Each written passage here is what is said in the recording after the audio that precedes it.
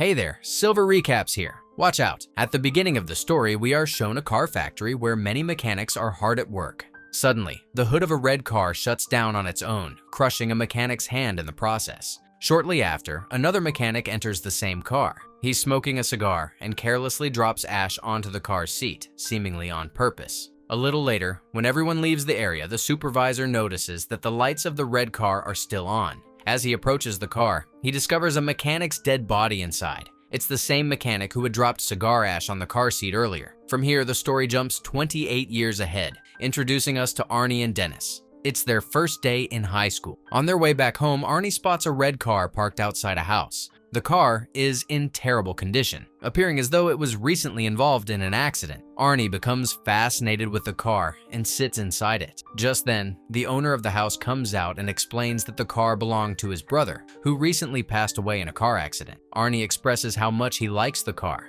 and the owner offers to sell it to him for just $200. Arie is thrilled because he has saved up his pocket money and decides to use it to buy the car. Despite Dennis advising him against it, pointing out the car's terrible condition, Arie doesn't listen and goes ahead with the purchase. He brings the car home, but his mom is furious. She insists they can't keep the car at the house. Left with no choice, Arie takes the car to a garage owned by a man named Posse. The owner is rude and unwelcoming, but after Arie and Dennis plead with him, he reluctantly agrees to let them store the car there. The next day at school, a bully known for harassing everyone starts picking on Arie. Dennis steps in and demands the bully return Arnie's lunch, but instead, the bully drops Arnie's lunch on the floor and shoves him, causing Arnie's glasses to fall. The bully then stomps on the glasses, breaking them. Furious, Dennis defends his friend and attacks the bully, but the bully's friends gang up on Dennis. Before the situation escalates further, a teacher arrives. Dennis explains that the bully tried to attack them with a knife. When the teacher searches the bully, they find a knife in his possession, leading to his immediate expulsion from school. After school, Arie begins spending all his free time at the garage, tirelessly working on fixing his car. He has a good knowledge of cars, but needs several parts to restore it. The garage owner offers him a deal. Arie can take the parts he needs, but in return, he must help out with the garage's work. Arie agrees and dedicates himself day and night to repairing the car. Unknowingly, Arie becomes obsessed with the car. Days go by, and he doesn't meet Dennis. When Dennis finally visits Arie, he notices something alarming. Arnie's behavior and demeanor have completely changed. The once timid and reserved Arie now carries himself with a boldness and confidence that seems unnatural. Worried, Dennis speaks to Arnie's mom, who shares her own concerns. She tells Dennis that she looked into the car's history and discovered that its previous owner had died inside it from asphyxiation. She's deeply uneasy about Arnie's connection to the car. Determined to uncover the truth, Dennis goes to meet the man who sold the car to Arie. He asks him about the car and his late brother. The man reveals a chilling story. After his brother purchased the car, he became obsessed with it, thinking about nothing else day and night. Eventually, his brother and his entire family died in a tragic accident involving the car. But what shocked him the most was that after the accident, the car somehow made its way back to his house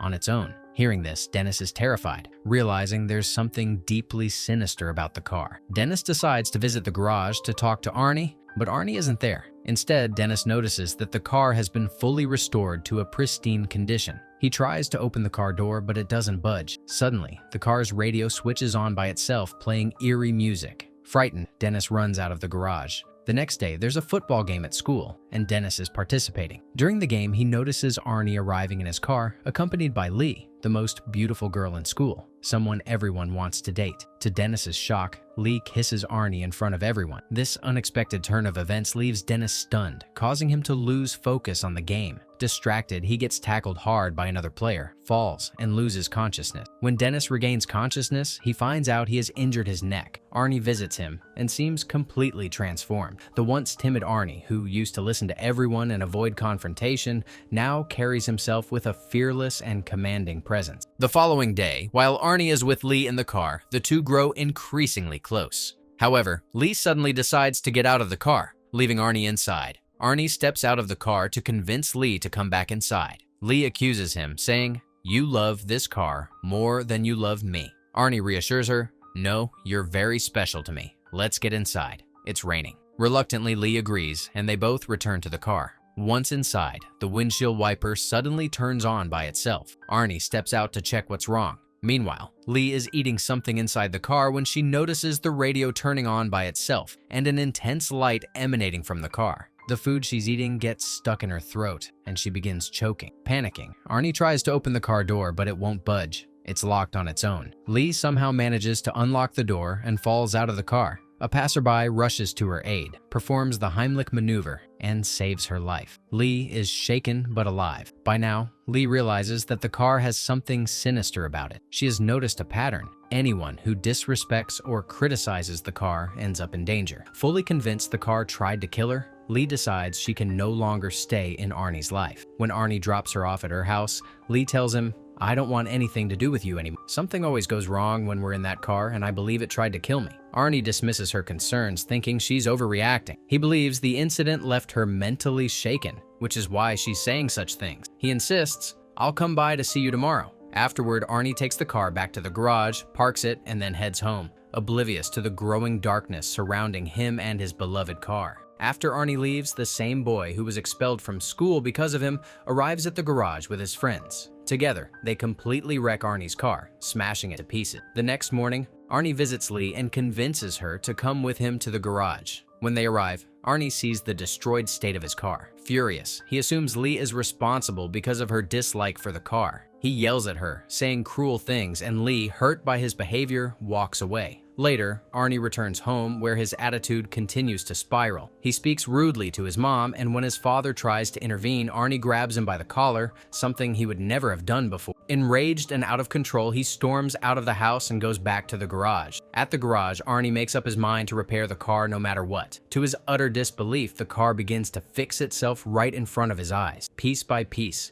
it restores itself as if alive. Instead of being alarmed, Arie feels exhilarated, fully under the car's spell. He doesn't realize just how dangerous the car truly is. Meanwhile, one of the boys who helped destroy the car is shown walking alone. Suddenly, Arnie's car appears in front of him. The boy assumes Arie is driving and yells at the car. But when he peers inside, he realizes the car is empty. Terrified, he tries to run away, but the car starts chasing him. In a desperate attempt to save his life, the boy runs to a spot where he thinks the car won't be able to follow. However, the car forcefully crashes into the area and kills him, leaving no trace of Arie behind. The next morning, Arie visits Dennis, who is still recovering in the hospital. Dennis already knows about the car being destroyed and is shocked when Arie tells him that the car is now fully repaired. Suspicious, Dennis asks how the car was fixed so quickly, but Arie avoids the question and abruptly leaves. Afterward, a detective approaches Arie and questions him. The detective reveals that Lee told him the car was completely wrecked, but somehow repaired itself. He asks if this is true, but Arie remains silent. The detective then informs him that one of the boys who vandalized his car has died. Instead of being alarmed, Arie smirks and says, "Good," before walking away. This reaction heightens the detective's suspicion of Arie. Meanwhile, the boy who was expelled from school because of Arie is shown with another friend. Both of them were part of the group that destroyed the car. Suddenly, they notice a car following them. Fearing the worst, they speed up and head to a gas station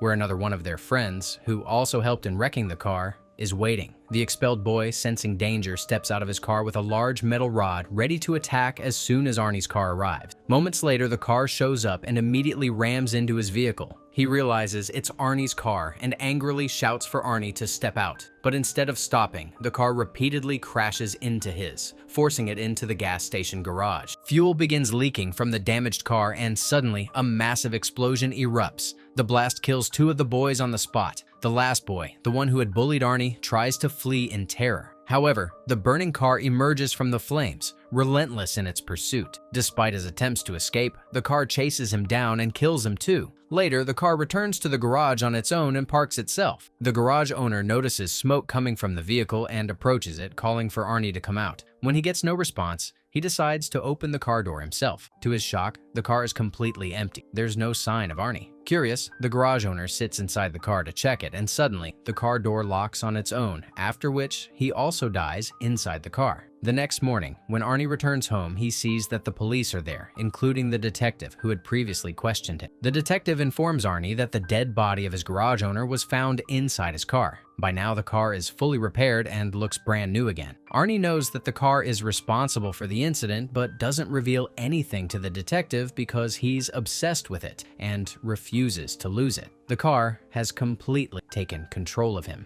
Meanwhile, Dennis is back home from the hospital. Lee visits him and shares her belief that the car has possessed Arie. Dennis agrees, saying, "I feel the same way. I've known Arie for a long time. He was such a kind and decent guy. We have to help him." Lee leaves after their conversation, and shortly after, Arie shows up at Dennis's house. Arie invites Dennis to go for a drive, and Dennis agrees. During the drive, Arie speeds recklessly, ignoring Dennis's warnings to slow down. Arie brushes off his concerns, confidently stating, "This car will never hurt me." Despite the dangerous driving, they narrowly avoid an accident. Dennis realizes that Arie has completely lost his grip on reality and is no longer the same person he once knew. The next day, Dennis asks Arie to meet him at the garage.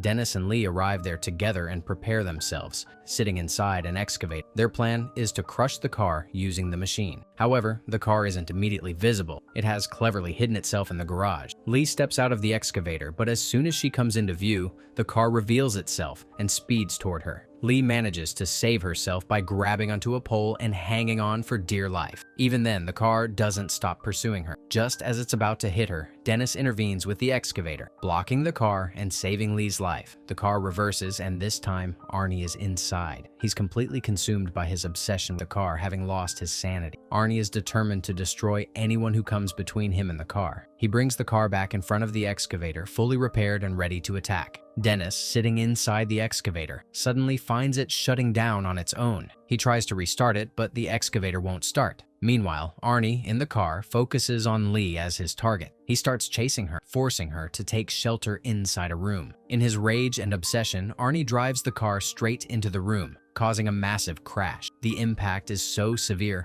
that Arie is thrown through the windshield, breaking the glass as he is hurled out. A large shard of the windshield pierces through Arnie's body, causing him immense pain. As he takes his final breaths, he tries to reach out to touch his beloved car one last time, but before he can, he succumbs to his injuries and dies. Now, the car targets Lee as its next victim. It shifts into reverse and charges toward her, trying to run her over. Lee quickly moves out of the way and the car ends up getting stuck on a pole. Meanwhile, Dennis finally manages to restart the excavator. He drives it toward the car and begins crushing it. Taking advantage of the moment, Lee climbs onto the excavator for safety. The car, however, refuses to give up. It repeatedly attempts to repair itself while being crushed, but Dennis doesn't relent. He uses the full force of the excavator to completely crush the car, ensuring its powers are entirely destroyed once and for all. The next morning, we see that the detective has ensured the car is completely crushed and dumped in a junkyard. Dennis and Lee are also present, watching as the car is discarded. The three of them leave,